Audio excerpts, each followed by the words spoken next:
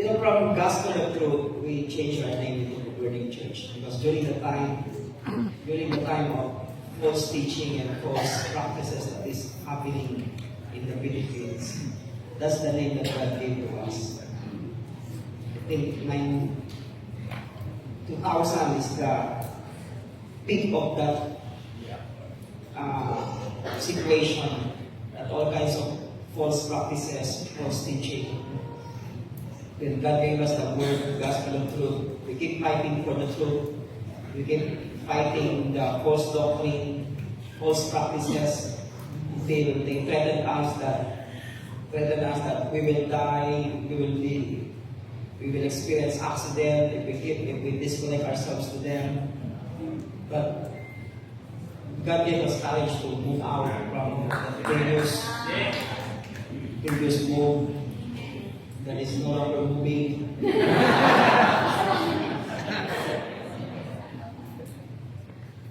In 1997, that's the first time we met Papa. We were only young people during that time. One of the things that we admire with him is how the presence of God is in his life. Kasi yun yung pinakamahalaga. You can hear so many good preachers. Maybe next year there will be another better preachers that will come out on the scene.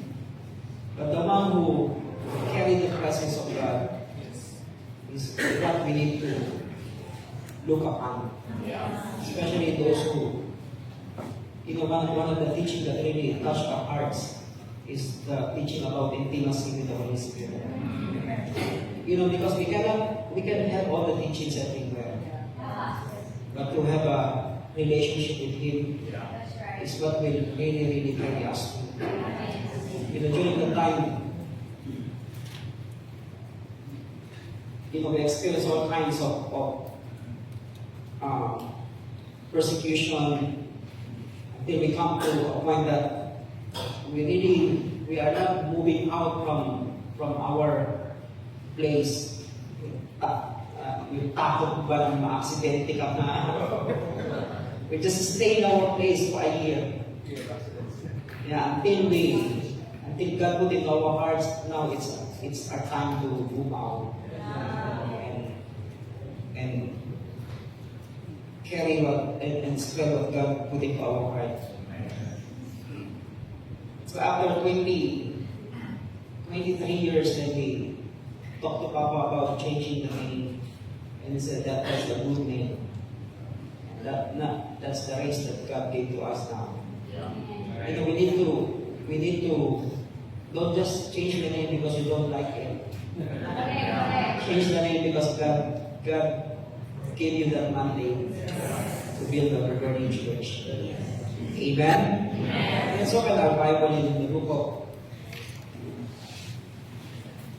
1 Kings chapter 19. Sorry.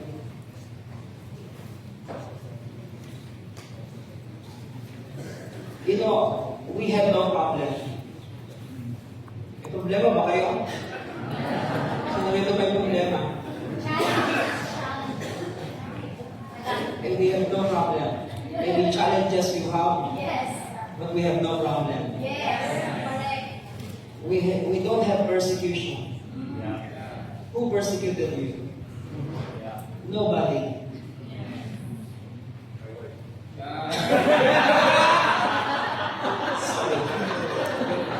Nobody persecute us. No.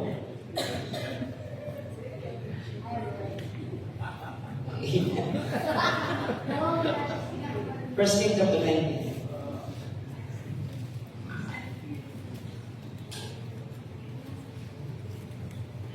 Let's read verse.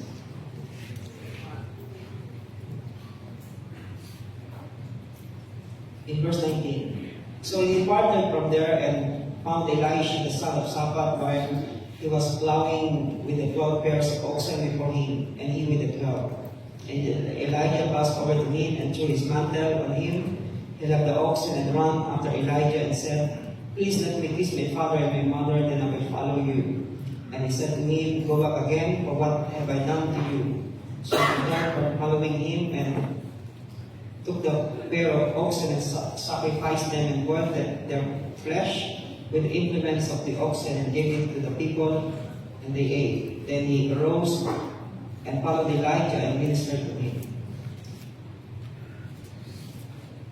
You know, if the Word of God can capsulize and we just swallow it so that we become mature, I think it will be better. But that's not the way. We must become constant with God. We must become passionate with God. We must know how to follow Him consistently with our life. Because, isa naisip ko, sana lahat, may lagay mo na lang sa capsule na teaching, lagay mo sa capsule na ingredients din, lagay mo sa lahat ng milk mo, painom mo. And after 7 days, they will become mature. Hello. But even as we need to keep following God until we come into a place that really come up into the standard that God wants us to be. Amen? So I want to share these things to you about we must become consistent. You cannot have a roller coaster relationship with God. And the only way we can have that kind of life with Him is when we have an encounter with Him. From all the time we hear that word, encounter. Every now and then we hear the word, we need to meet God. Because that is the only thing that can bring us into a place of maturity. That's the only place where we can be in a place that we cannot deny Him anymore. Because we know Him. How you can deny the one you know? Amen? Maybe Peter do it, but inside his heart he knew who Jesus is. Maybe because of fear, he denied Jesus for a while. But inside his heart, he cannot deny who Jesus was. Because he had been with Jesus for 3.5 years. How you can deny the one who you know? The Christians, because they don't have an encounter with God. From time to time, you deny Him with your words, you deny Him with your walk, you deny Him with your action, because we don't have even met Him in a place that you can really say, I know Him. Wanting to know God, and that's what we always heard from Papa. Wanting to know God, but it's another thing to be known of Him. That God can testify that He knew you because you know Him. By way of relating with Him every day in our life. You know, we can have all the teachings and all the revelation. Since 1997, the first message that we heard from Papa during that time is Romans chapter 8, because that is his favorite. That there's no condemnation those who are in Christ. Amen. That's why no condemnation. I said no condemnation.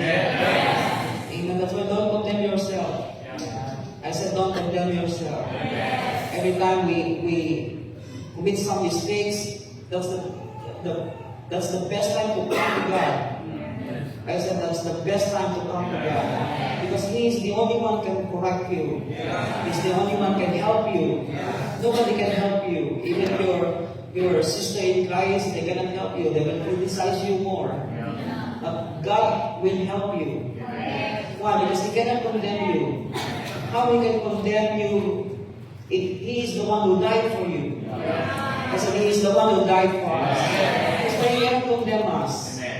I said He cannot condemn us. You condemn yourself, but God cannot condemn you. Because He is the one who gave His life. He is the one who shed His blood, died on the cross, rose from the dead, seated at the right hand of the Father, so that we can have a free access into His Spirit, into His presence. That's why this is important for us to become constant with Him. I said become constant with Him. Even in our weakness, become constant with Him. You know, for us to become constant, we must know that sometimes we do things because we want it. If we don't want it, we will not do it. If you want to become constant, consistent with God, you must do it because you know you need it. I said we must do things because we need it. Like, di ba kumakain tayo hindi dahil gusto lang natin. Kasi kailangan natin kumain. Yung iba naman kahit hindi kailangan kumain, kain pa rin tayo. And that's our problem. Sabi ko, if they don't need to eat during the time still they want to eat. Okay, but we need to eat because we need to eat. Hello? Yes. Amen? It's why consistency happen when we know that we need to do the things for God. You need to pray. You need to push yourselves into the presence of God. Even you don't feel it. Even in your weakness, even you do some wrong things, still you need to come to Him. Because still the door is open. It will not be shut to you. Why? Because His blood paved the way for us for us to come into His presence without any hindrances. Hello. Alam niyo, tayo na yung pinaka-advantage. We are the most privileged generation. Do you believe that? Yes. We are the most privileged generation. Imagine from the Old Testament up to the New Testament, up to our forefathers in faith, way back 70s, 60s, 70s, they become example to us. We have all the examples. Yes. We have all the examples to those who rise up, to those who fall. They become example to us. Imagine God made them an example to us. Yeah. Hello. God just made them an example to us. Pag tayo nagkamali pa, ano nang tawag sa atin? Angat na angat.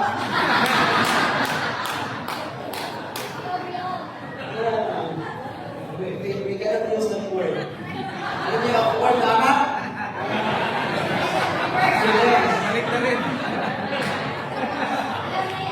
Hey, if we know they follow that place, and we choose to still go in that way, hey, what you can call yourself? That's why even the Bible says, Jesus said, it is more, mas may karapatan bang tumayo sa judgment day yung mga tao sa Sodom at Gomorrah, because they don't hear anything about the truth, and they are being judged. How about us who hear all the truth? How we can escape from judgment? That's why we have a big problem. Because we know in that pathway they fall. And still we keep walking on that way. I tell you, we are the most privileged generation. Because God showed us everything. How these people rise, how these people enter into breakthrough, how God used them mightily, how these men used God mightily for a while and they fall. All of them become example to us. I think it's in 1 Corinthians chapter 10. Pag wala sa first, sa second. Wala namang third.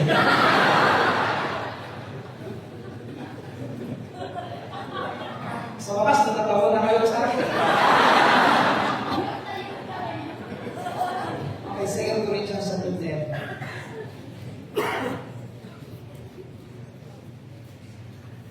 I'm sorry, first.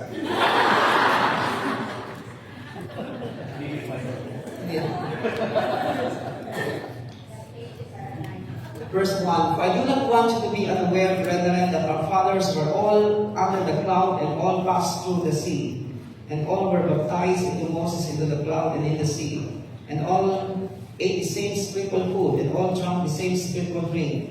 For they were drinking from spiritual rock which followed them, and the rock was Christ. Nevertheless, with most of them, God was not well pleased. Imagine all the miracles that they experienced, all the supernatural things that they have experienced in life, and yet they failed.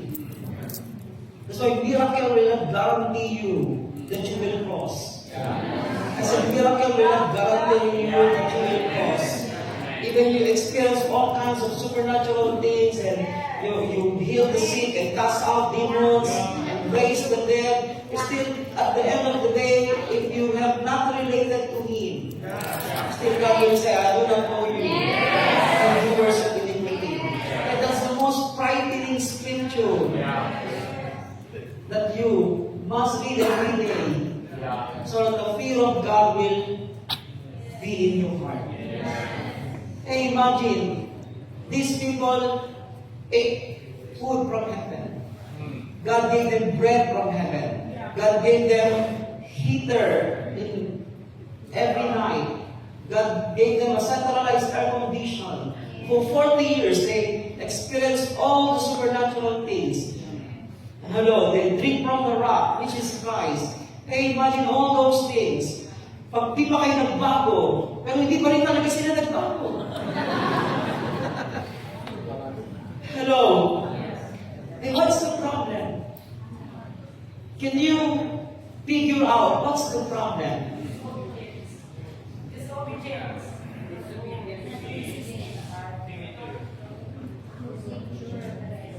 Okay, figure out for yourself. Because you can only figure out for yourself. I cannot say because you don't trust, because you do this and you do that. You know yourself well.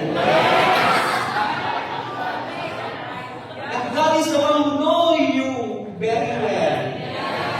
That's why we need Him. I cannot say this, no, you will not cross because you don't do this, because you have no faith, because you are not obeying. No, I cannot say that. Because the only one who knows us better is God. That's why if we keep engaging with Him, He can cleanse us every day, He can correct us every day, He can align our hearts every day. So that we will not follow the same circumstances that they failed. That's the reason why they don't enter in. Hey, imagine the miracles. You see the pillars of cloud, you see the pillars of fire, you see how the bread from heaven coming down, you see how the wind guide all the whales so that they can eat meat in the wilderness. They see all these things. They eat from the rock and they drink from the rock. Hey, imagine what a supernatural life. And yet they don't enter in. Hello.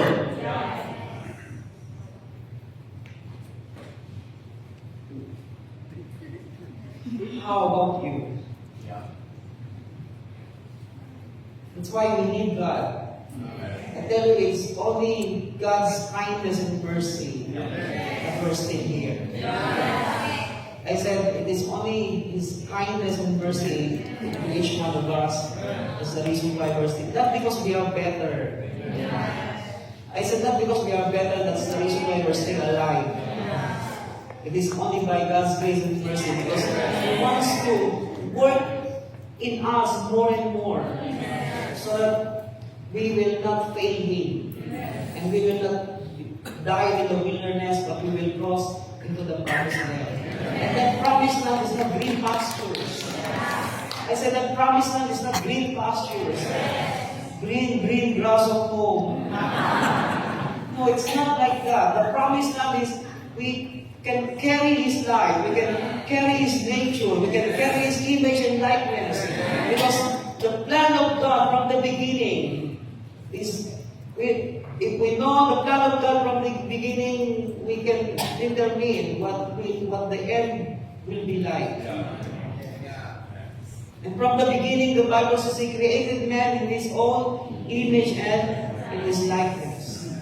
And that is the thing that we need to work out in our life every day. That we become consistent with our relationship with Him.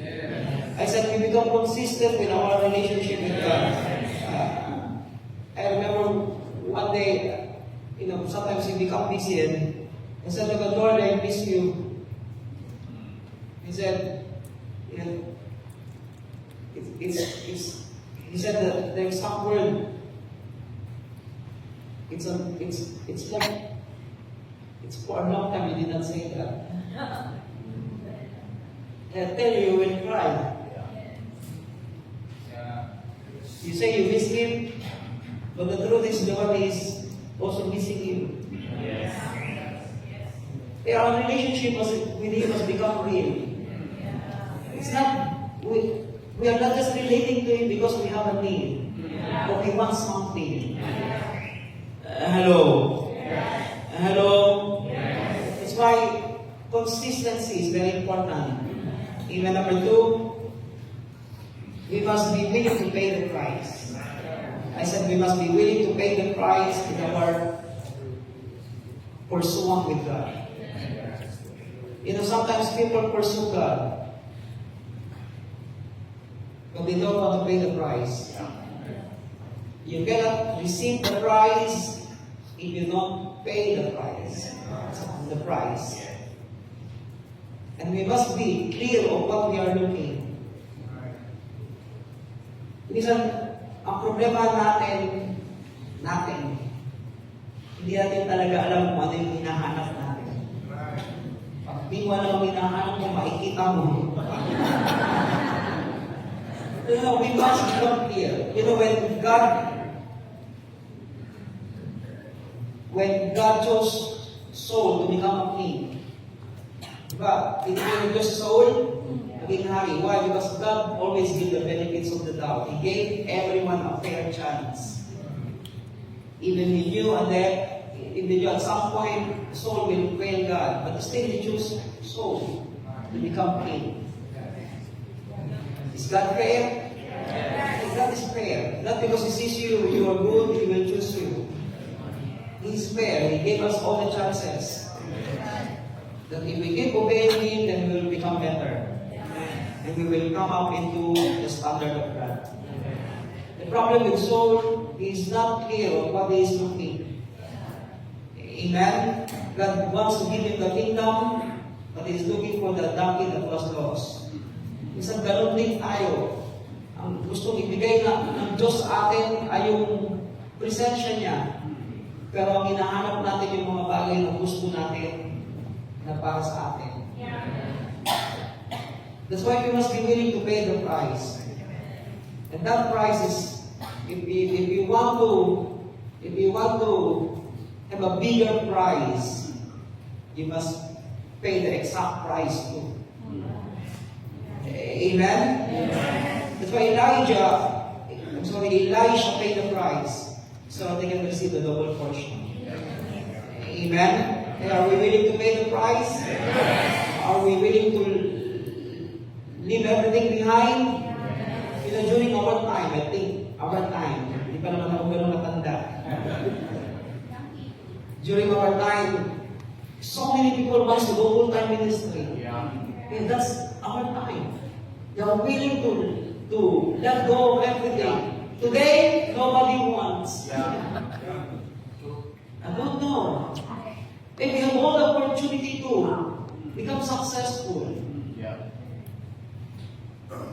I have 8 years of scholarship. I can go to any school. I can choose LaSalle or whatever school.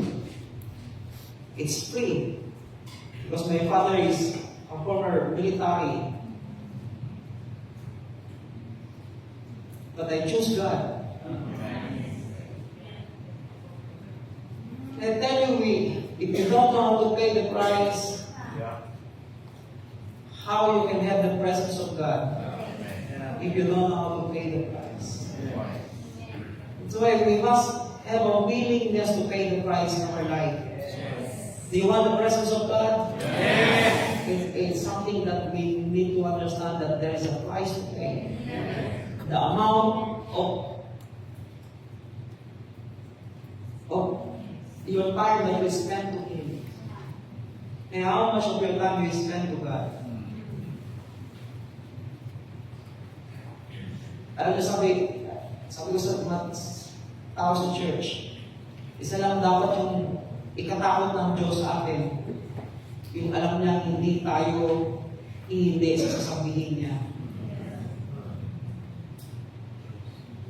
I said to the people inside the church, there must be only one thing that God must fear.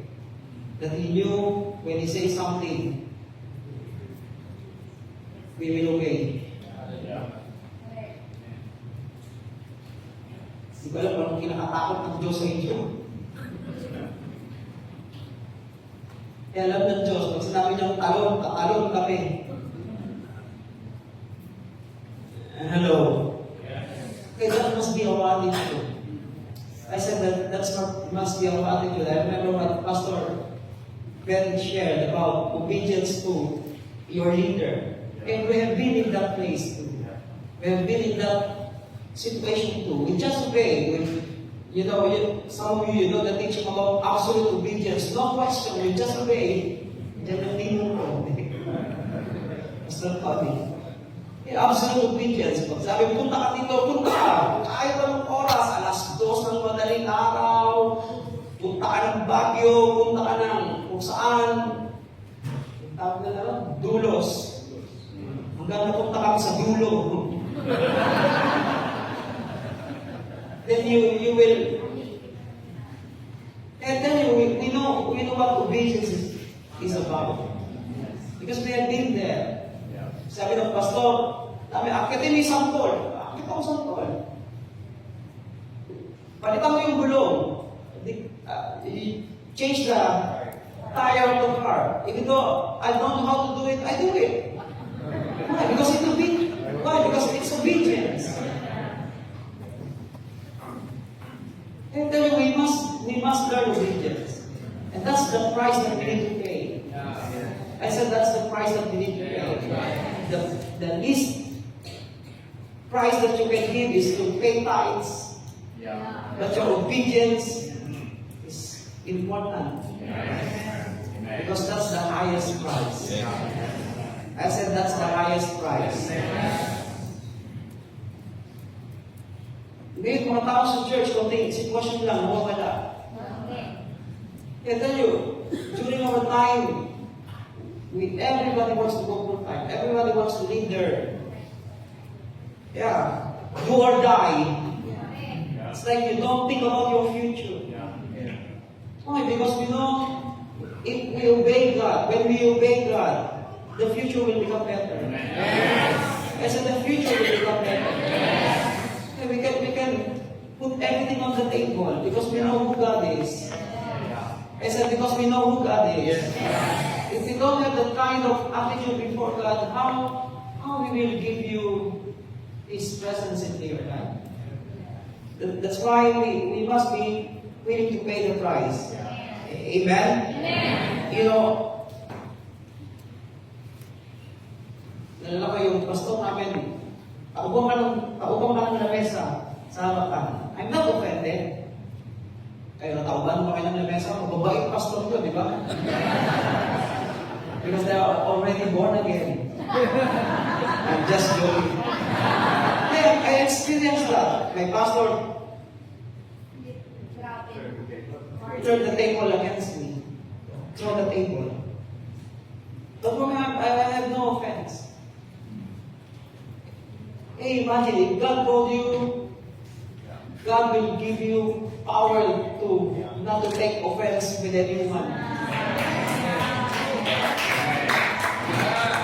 They can call you all kinds of, they can utter all kinds of words to you. Still for you, still you can shake hands with them. I experience all that. They call you, you carry a rebellious spirit. From time to time, every time they pray to you, pray for you, humble yourself. Humble yourself.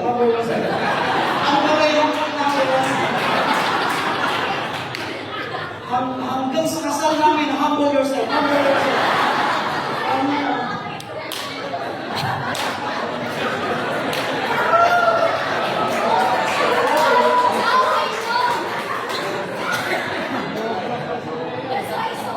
But I tell you, some people, they want you to become humble because they are afraid of your rising.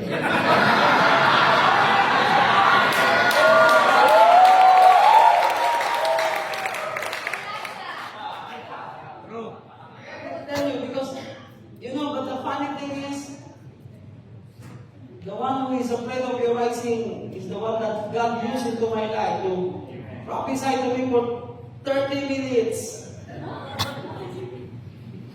Because I have this encounter with Him, with God. I saw like a transparent man touching my side of my body. I don't know what it is. When I wake up in the morning, I still feel the pain. Then during our midweek service, that man came to our church. He cannot preach, just to explain everything that had happened to me for 30 minutes. That guy is the one who keep praying for me, humble yourself, humble yourself. And tell you, because they are afraid of you. I said the devil is afraid of us. Yes. The devil is afraid of your rising. Yes. Because the moment you rise, they have no chances to overcome us anymore. Yes. So I tell you, pay the price. Yes. Regardless of what people are saying to you, regardless of what people are doing into your life, you must keep rising. Yes. Keep pushing. Yes. Keep paying the price. Yes. Don't give up the price. Yes. Always know how to pay the price.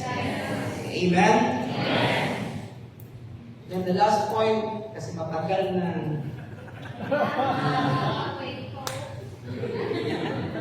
Okay, last. Okay, right things. We must have no fear to be criticized. So we must have no fear to be criticized and persecuted in our relationship with Him. He said we must have no fear to be criticized and persecuted in our relationship with Him. Okay, young people today, they are afraid of being persecuted, being criticized that they are Christian, they are godly. And don't be ashamed of it. Iba naman mga youth, pagka pupunta ng church yung Bible sa kahurito. Ngayon, okay na, wala ng Bible, nasa cellphone na.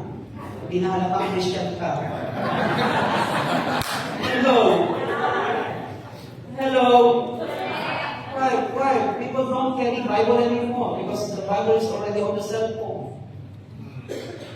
Pero noon, hindi ka pwedeng hindi mahalatang Christian kasi mga Bible ang lalaki. Hello? Pinakamalit yung Gideon Bible. Pwede mo yung bulsa. Hello? And don't be ashamed to be criticized. Have no fear to be persecuted. Because in the last days, persecution will really happen.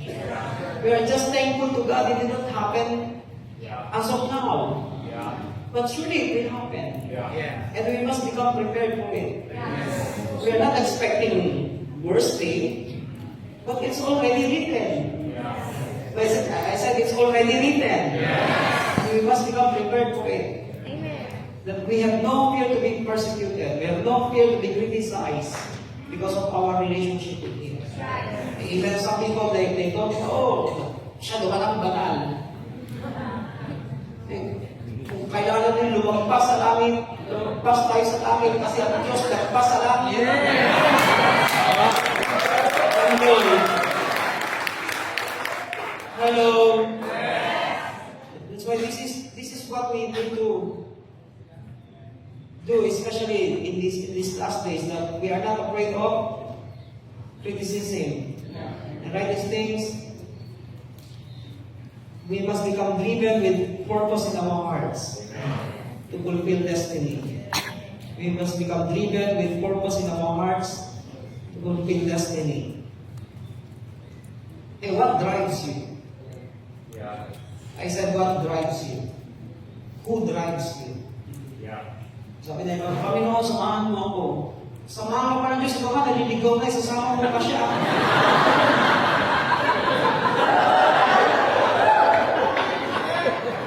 Hello. You must be the one following God. Don't pray, Lord God, Lord, I need you to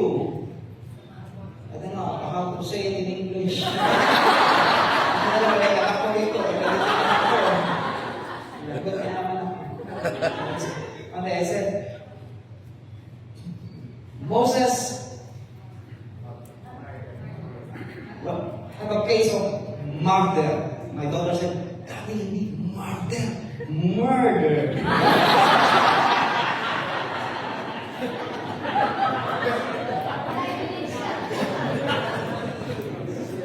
Sabi tayo. Sabi tayo. Who drives you? Amen? Who drives you? What drives you? Sometimes we are driven with wrong things. We are driven with wrong motive. We are driven with wrong agenda. Like Gehazi is driven with wrong agenda in his heart to gain money, to sell what Elisha gave to him. And don't sell what you receive from God. I said, don't sell what you have received from God. Make sure you know how to treasure it in your life. Amen? Kaya di ba, pag nag-pray, Lord, stop all this drama. They pray, Lord, samahan mo ko sa lahat ng gagawin ko. Ikaw na, di ba lang kung gagawin mo. Samahan ko pa ng Diyos. Hello? Hindi ko kaya.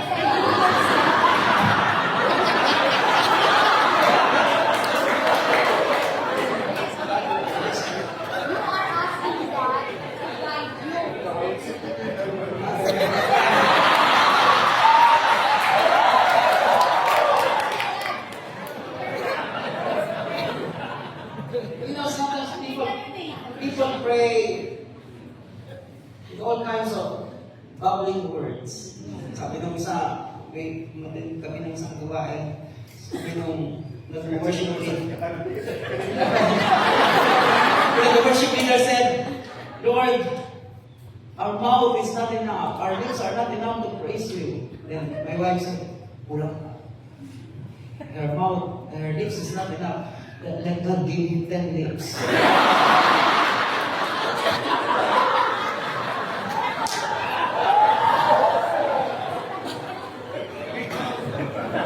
And some people, they pray. They thought that because of that word, they can please God. No.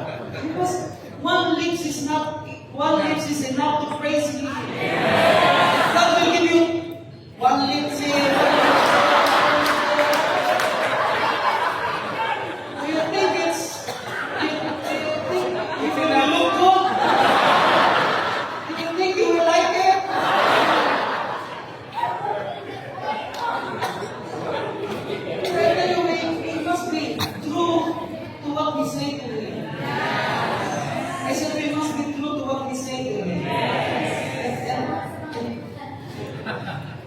Hey, what drives you? What is your motivation in life? If your motivation in life is just to gain this and gain that, to have this and to have that, I tell you, so many people driven by all kinds of things in the world.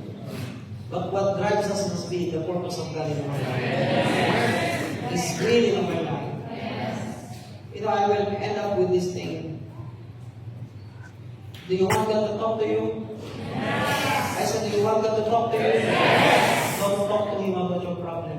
Yes, God. Okay, I will repeat it again. Amen.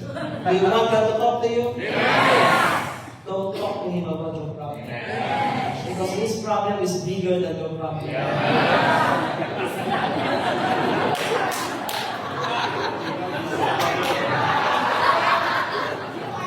I will tell you three stories. Number one is Moses. Moses has a big problem. He is wanted in Egypt.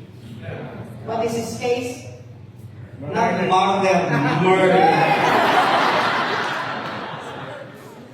So after I preach, my daughter will talk to me, plus my wife. Don't say that word. Don't use that word.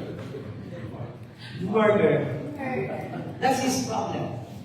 Imagine if God will give you opportunity to meet Him and talk to Him face to face. What is the first thing that will come out into your mouth? Your problem?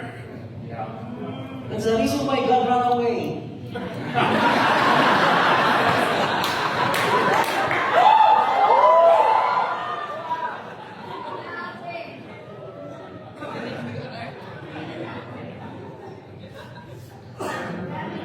Ever talk to God about your problem? Because He will live in a split seconds. He is not interested in your problem. That's why Moses, God gave him opportunity to meet him face to face in a burning bush. God said, Moses, Moses. Maybe Moses is thinking, oh, this is the best opportunity. I will talk to him about my problem. I have a case in Egypt. Maybe this God will help me to solve this problem. But before Moses talked to God about this problem, God talked to him about this problem.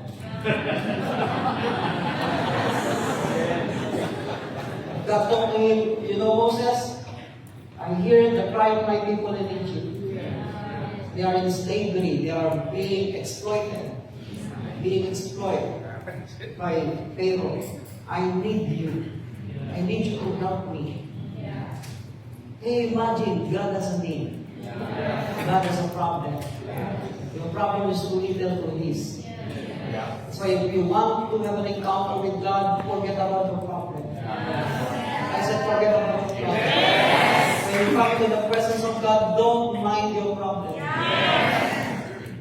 Because God is not interested in it. That's the reason why very few people, God get an appointment with them.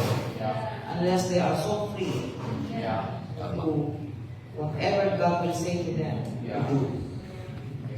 And imagine if God will give you opportunity before the end of this conference to have a burning bush in front of you, to have the manifested presence of God in your life, what you will say to Him. What you will talk to Him about. Is your plan? Is your dream? Like what Pastor said, how could you imagine Jacob who experienced supernatural manifestation of God in Bethel, and yet he talked to Him about his needs, his plans, his own purpose in life? Hey, imagine. That's why he wasted 21 years of his life. Because he did not understand fully why God met him in Bethel. Okay, don't waste our life. I said, don't waste our life thinking about our problem, talking about our problem, pleading to God about our problem. Yeah, we must have a heart bigger than all the things that is happening in our life. You know, that's the reason why God is interested with Hannah, the mother of Samuel. He is interested with Gideon. Why? Because their dream goes beyond themselves. I said their dreams goes beyond themselves. When God talked to them, imagine 8 years old. You talk to 8 years old about the kingdom. You talk to 8 years old about the government. Today, 30 years old. Talk to them about something they don't understand. Sabi, we will change the world. Tiklipin nyo muna yung higaan nyo bago nyo baguhin yung mundo. Hello. Your own beddings you don't know how to clean up. Then you want to change the world? Change your own world first. That shit first. Okay, this is important because we keep thinking of our plan, our dreams. It's already fixed by God. I said it's already fixed by God. So His plan is the one that He worked out over time in our lives so that we can walk in it. So that we can live in Some of us 21 years born again, 30 years born again, and still we don't know what God's plan. We don't know God's purpose. We are still in contemplating what's the purpose, what's the plan, what's the promised land. Then another thing, then we hear about Zion, we hear about all these things. Then our minds are blowing up. What all these things are all about? I'm only interested about myself. I'm not interested about Zion. I'm not interested about these things. That's the reason why the church is going in nowhere. Because we are only interested to ourselves. Right. That's why when God shared His heart to Moses, and that's it. Now Moses knew God is more problematic than him. Exodus 3. And he's looking for an answer. Do you want to become the answer? I said, do you want to become the answer? We must be the answer. I said, we must be the answer. That's why Moses became the answer to God's need. Hannah too become the answer to God's need. They always come into the presence of God with this kind of heart before Him. Lord, I want to become the answer. I don't want to become part of the problem. I don't want to be the problem. I want to be the answer. You want to be the answer? Forget about yourself. I said, forget about yourself. Hey, when I go full-time ministry at the age of 17, people said, oh, you have no future. What will happen to you? Oh, if you got married, you have no money. What will happen to you? They always talk like that.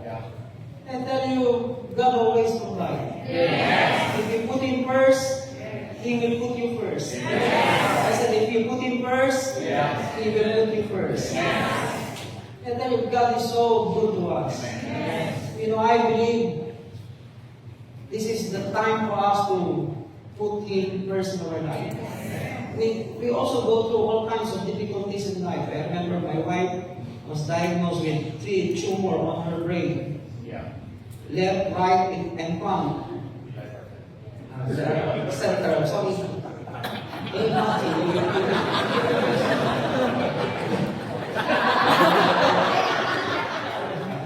Left, right, center. Imagine. It's like you're just waiting for time of death. You know, God said I think it's December 13 or 14.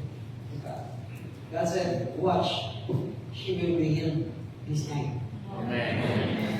But before she will be healed, you will find the red envelope that you lost.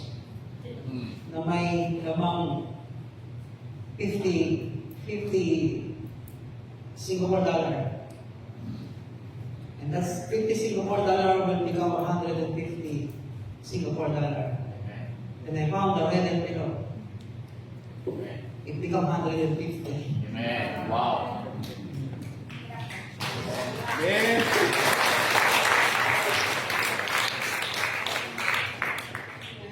he said to me, look at her. She's cooking, preparing for New Year's Eve. Suddenly, the pain will be gone. I can tell you, she's totally healed.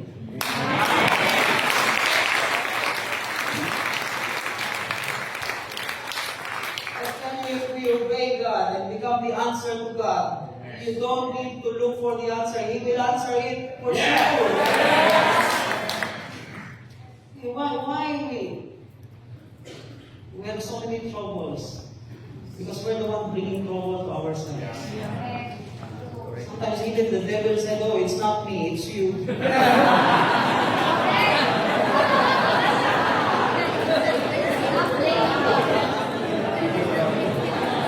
The devil can just talk to you most God is not because of me, it's because of you.